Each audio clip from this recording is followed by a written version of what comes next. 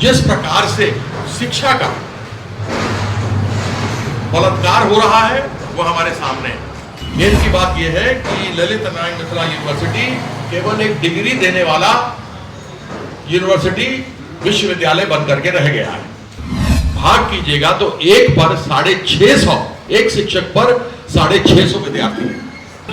हम आए थे दरभंगा और शिक्षा पर हमारी बातचीत चालू हुई। शिक्षा की क्या परिस्थिति है क्या नहीं है। अभी हाल फिलहाल में लगभग 19 दिसंबर को शायद बजट पारित हुआ था। तो हर एक वर्ष की तरह इस वर्ष भी हमने चाहा कि देखें कुछ नया हो, कुछ उमंग भरा हो, कुछ अच्छा हो, जो हमारे देश के भविष्य ये नौजवान विद्यार्थी हैं, लड़के लड़कियां हैं जो पढ़ते हैं, उनके लिए इस बार जरूर कुछ ना कुछ अच्छी सुनने वाली बात होगी। क्योंकि सदैव कहते हैं कि गौदान करो तो गाय कम होती है, कन्यादान करो तो घर में बहन बेटी कम होती है, रक्तदान करो तो रक्त कुछ दिन के लिए कम होता है, लेकिन शिक्षा दान एक ऐसा दान है कि जितना दो उतना ज्यादा ये बढ़ता है। और सच में हमें दुख हुआ कि कोई बदलाव नहीं है। और सबसे बड़ी बात यह है कि ऐसी बहुत सब बातें हैं जो हम लोग के जहन में आई नहीं, उतरी नहीं। आपको हमने विज्ञप्ति दिया है, उस विज्ञप्ति के माध्यम से आपको बहुत चीज पता लगेगा, लेकिन उसके बाद हमने और इसको पढ़ा तो कुछ एक बहुत ही सुंदर रोचक तथ्य सामने देखने को मिले। यह तो सब कोई जानते हैं कि टीचिंग स्टाफ में घोर कमी है। जहां एक तरफ 1918 सैंक्शन पोस्ट है, उसमें वैकेंसी 1378 है, यानी 75%। नॉन टीचिंग स्टाफ में लीजिएगा तो 1888 है सैंक्शन पोस्ट, लेकिन 1172 वैकेंसी है, रिक्तियां। तो हमने उसको और थोड़ा घोर अध्ययन किया तो हम लोग सभी जानते हैं registrar, deputy registrar, registrar, inspector, DSW, proctor, law officer, CCDC, development officer, controller, state officer, NSS, यह सब नॉन टीचिंग स्टाफ का काम है। लेकिन हमारे यहां सालों से जो प्रोफेसर और रीडर के रैंक लोग हैं वह लोग यह नॉन टीचिंग काम कर रहे हैं। सब जानते हैं कि अगर एक डिप्टी रजिस्ट्रार हो तो उसको एक क्लरिकल पोस्ट भी किया जा सकता है। अब आप सोचिए, एक तरफ शिक्षकों की घोर कमी, वहीं दूसरी तरफ यह सैंक्शन्ड, अप्रूव्ड 17 लोग इस प्रकार के काम में लगाए जा रहे हैं। तो बताइए वो पढ़ाई क्या कराएंगे? जो कुछ हो रहा है वो निविदा पे हो रहा है, आउटसोर्सिंग, यानी कॉन्ट्रैक्ट पे आपने किसी को दे दिया और कॉन्ट्रैक्ट पर से लोग को बाहर, शिक्षकों को और दूसरों को लाया जा रहा है। जो कॉन्ट्रैक्ट पर आ रहे हैं उनको मालूम नहीं कितना लंबा रहेंगे या नहीं रहेंगे। दूसरा, उनकी शैक्षणिक गुणवत्ता कितनी है, इसके ऊपर भी ध्यान नहीं दिया जा रहा है। जो कर्मचारी दूसरे लाए जा रहे हैं, जो नॉन टीचिंग है, वह यहां राजनीति खेल रहे हैं।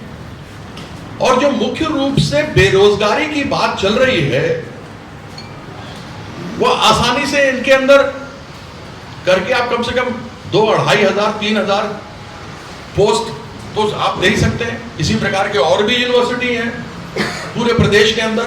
आप लगभग 15 से 20 से 25 से 30,000 आदमियों को नौकरी कम से कम दे सकते हैं। लेकिन शिक्षा के अंदर जिस प्रकार से शिक्षा का बलात्कार हो रहा है वो हमारे सामने है। या तो धन्य है हमारे, जो धन्य है हमारे विद्यार्थी और उनके अभिभावक कि शिक्षक नहीं होने के बावजूद भी वह उत्तीर्ण हो रहे हैं और डिग्री पा रहे हैं। खेद की बात यह है कि ललित नारायण मिथिला यूनिवर्सिटी केवल एक डिग्री देने वाला यूनिवर्सिटी विश्वविद्यालय बन करके रह गया है। अब आप यूजीसी का मानना है कि 40 विद्यार्थियों पे एक शिक्षक होगा। यूनिवर्सिटी में पूरा टोटल कॉलेज और यूनिवर्सिटी के अंदर मिला करके 8.25 लाख विद्यार्थी हैं, और जितने हमारे शिक्षक हैं उसके साथ अगर उसको मिला के तुलना की जाए कि 1 पर 40 है क्या, तो उसका भाग कीजिएगा तो 1 पर 650, एक शिक्षक पर 650 विद्यार्थी हैं। ऐसे बहुत बड़े बढ़िया कॉलेज हैं जिसमें कि शिक्षक एक ही है, सैंक्शन पोस्ट 35 है, लेकिन केवल एक है। उसका उदाहरण हम अभी आपको देंगे, ये खोल करके आपको दिखाएंगे कि किस प्रकार से वो वहां पर हो रहा है। ऐसे 7 कॉलेज हैं जिसमें पीजी तक की पढ़ाई होती है, 2-2 सेक्शन है, सैंक्शन पोस्ट 36 है, लेकिन शिक्षक एक है। वह भी वैसे कॉलेजों का उदाहरण हम आपको देंगे। हम आपको यह भी दिखाएंगे, ये हम नहीं कहते, यह बजट जो ललित नारायण मिथिला विश्वविद्यालय कामेश्वर नगर दरभंगा आय व्ययक वित्तीय वर्ष 2021-2022 के बारे में हम आपको बता रहे हैं, जिसको वित्त पदाधिकारी श्री सैयद फजले रहमान, डॉक्टर मुश्ताक अहमद कुल सचिव, श्री कैलाश राम वित्तीय परामर्शी, प्रोफेसर सुरेश प्रताप सिंह कुलपति। मेरे ख्याल से ये श्री कैलाश राम वही व्यक्ति हैं जो कामेश्वर से जो संस्कृत विश्वविद्यालय में भी है,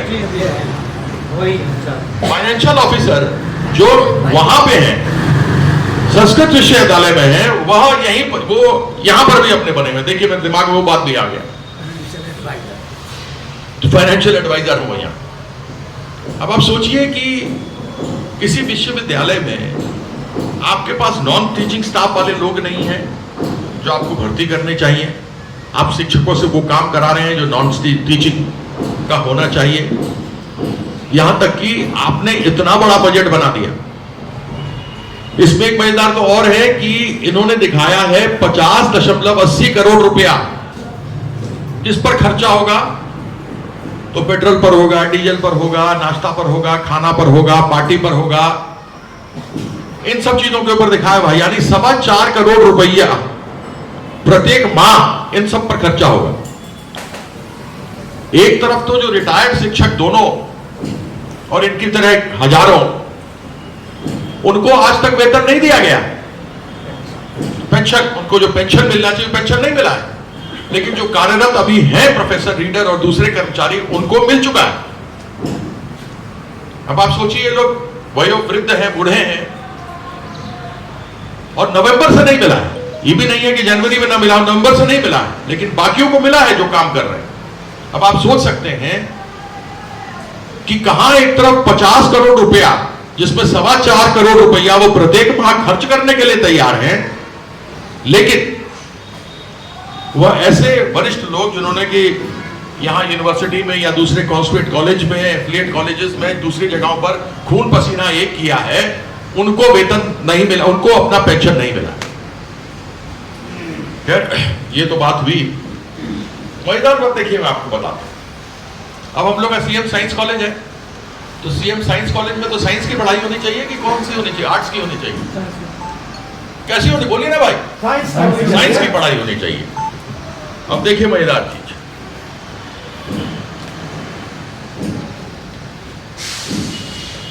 college wide admitted student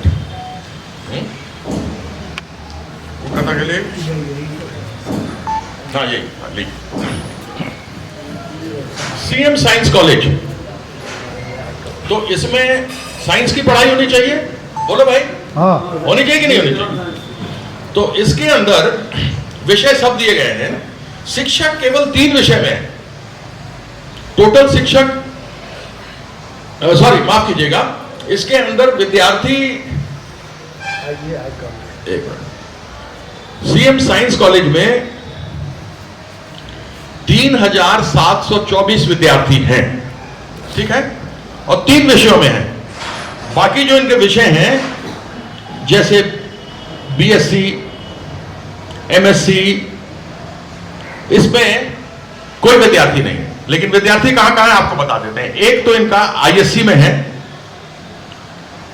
ISC में जो विद्यार्थी है वो 2482 है, वो तो ठीक है, होना चाहिए। आईएससी है, इंटर साइंस वाला है तो होना चाहिए ना, है।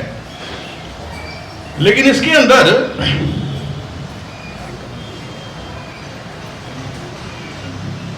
आईए में है, आईए में इंटर आर्ट्स में है, सीएम साइंस में, आईए में, सीएम कॉलेज में आईए होगा, सीएम कॉलेज में आईए होगा सर, सीएम साइंस में है। आर्ट की पढ़ाई और है ना सर, तो आइए देखिए ना, आईए हो गया है, आगे देखिए ना, बजट में आए, ये बजट में आया है कि आईए में 1024 बच्चे सीएम साइंस कॉलेज में पढ़ते हैं, समझ गए, और आईकॉम में 655 पढ़ते हैं। हम नहीं कर रहे, ये है आपका रजिस्टर, ये इसमें लिखा हुआ। या तो हम कह दिए, झूठ बोल दिए, वाचित, ये तो बात अलग है। यह लोग यह भी बजट में चेक नहीं करते हैं, इनको भरना होता है, खाना पूर्ति करना होता है। 8.25 लाख बच्चे पढ़ रहे हैं और सीएम साइंस कॉलेज के अंदर आईए और आईकॉम में लगभग 3500 बच्चे। किसका दस्तावेज दिखा रहे, उसको कोट कर दीजिए। किसका दस्तावेज दिखा रहे, कोट नहीं, ये दस्तावेज तो हमने कोट कर दिया ना, ललित नारायण मिथिला विश्वविद्यालय कामेश्वर नगर आय व्ययक वित्तीय वर्ष 2021-22। सीधा कर दीजिए। बजट कॉपी है, ये बजट कॉपी है, मेरी नहीं है। हमने इसमें से कुछ नहीं, हमने इसमें से सिर्फ केवल इनके आंकड़े निकाले हैं, हमारा कोई लिखा हुआ नहीं है ये। ठीक, ओके। अब एक तो बोले हैं तो कम से कम आर्ट्स में भी बात होना चाहिए था, केवल साइंस का कमाल का है वो, आर्ट्स कॉलेज का भी कमाल होना चाहिए।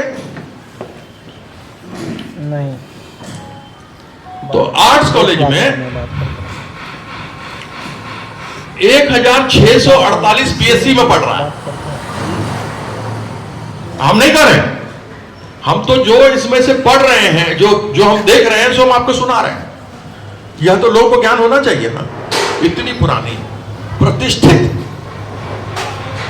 यूनिवर्सिटी, जहां की जिसको कहा जाता था कि विद्या का मंदिर है, सरस्वती जहां वास करती हैं, वहां आर्ट्स कॉलेज में साइंस वाला पढ़ता है और साइंस कॉलेज में आर्ट्स वाला पढ़ता है। और आपको क्या क्या दिखाएं, पढ़ लीजिएगा, अपने आप समझ जाइएगा। ये 7.25 लाख 8 लाख विद्यार्थी और बाकी सब में 0 0 0।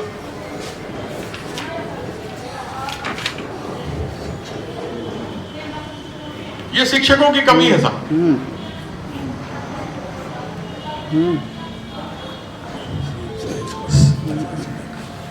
सीएम कॉलेज सैंक्शन पोस्ट है 92, वर्किंग है 50, वेकेंट है 42, मतलब 25, लगभग 45%। अब हमको ये बताइए कि जब वहां पर शिक्षक नहीं है तो 70% से ज्यादा अटेंडेंस कैसे मिल जाता है?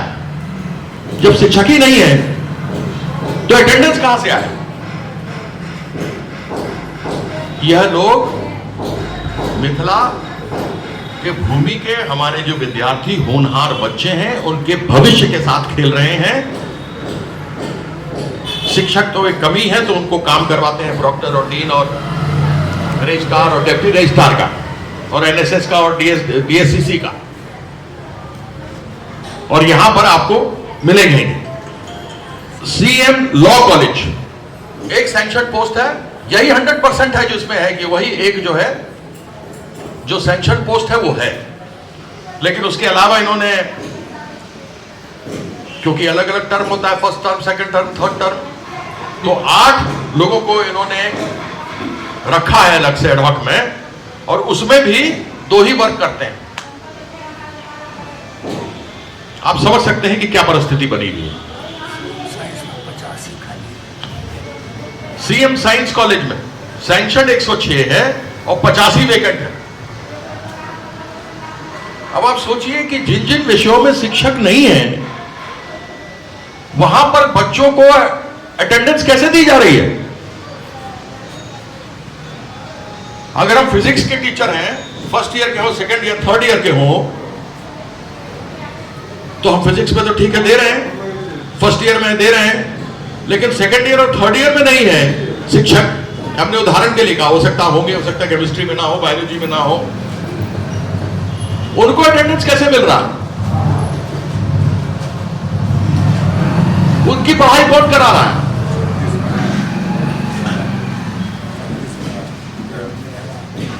उसके बाद क्योंकि मेरे ससुराल से जुड़ल है जेएन कॉलेज नेहरा, तो वहां का भी आपको सुनाइए देते हैं कि 27 को सैंक्शन पोस्ट है और 20 तो फ्री है। 20 वैकेंसी है, 7 को सैंक्शन है, 7 को काम कर रहा है। अब आप सोच लीजिए इसको,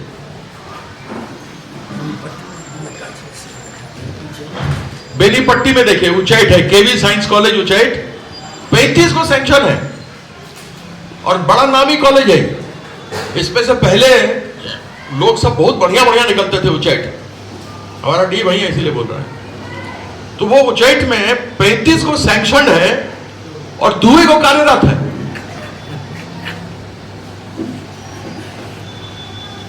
अब 2 को कार्यरत है तो एक फिजिक्स मान लीजिए, एक केमिस्ट्री में फर्स्ट ईयर में, सेकंड ईयर, थर्ड ईयर में होगा, बाकी सबका क्या है? हरिबोल।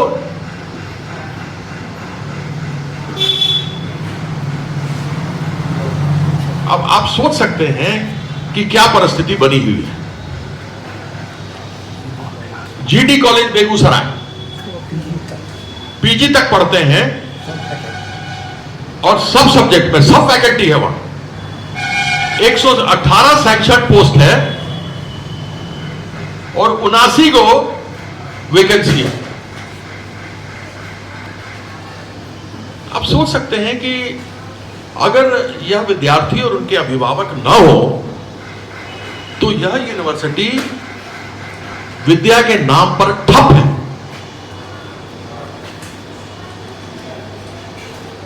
हमने पहले भी यूजीसी से मंगवाया था सब कागज, जो उन्होंने बताया था कि कितना करोड़ रुपए उन्होंने दिया है।